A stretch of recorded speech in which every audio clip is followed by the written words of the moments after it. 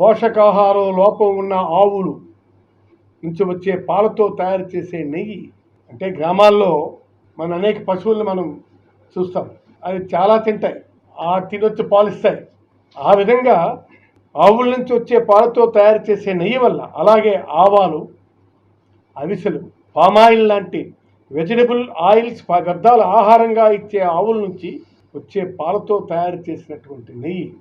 కానీ తయారీ వ్యయం పెంచుకునేందుకు కల్తీ చేయరని, తయారీ వ్యయం పెంచుకునేందుకు కల్తీ చేయరని the great expert food committee member, food advisory committee members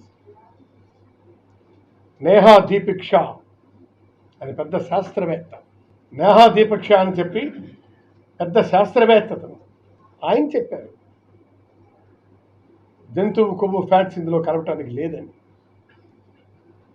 కలిస్తే దాని వ్యయం చాలా పెరుగుతుందని చెప్పి, జంతువుల కొవ్వు కలిసే నెయ్యితో తయారు చేసే లడ్డూలు కానీ ఇతర ఆహార పదార్థాల నుంచి కానీ విపరీతమైన దుర్వాసన వస్తుంది.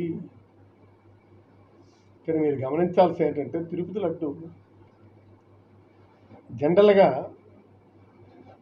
మనకి 3-4 రోజులు ఉండి ఇస్తారు. అంటే ఏ రోజు ఆ రోజు ఇచ్చిన సంతోషం, అది ఎప్పటికైనా ఇస్తారు. అది ఎందుకు? అది ఖచ్చితమైన స్టాక్ ఉంటుంది. ఈ జంతువుల కొవ్వు కలిపినటువంటి నెయ్యితో కలిపినటువంటి దాన్ని మనం అమ్మితే అది మరుసటి రోజు, ఆ మరుసటి రోజుకే విపరీతమైనటువంటి బ్యాడ్ స్మెల్ వస్తుందని రుచి శ్రీవాస్తవ అన్నటువంటి ఆయన ఆహార శాస్త్రవేత్త నిర్ధారించి చెప్పినటువంటిది.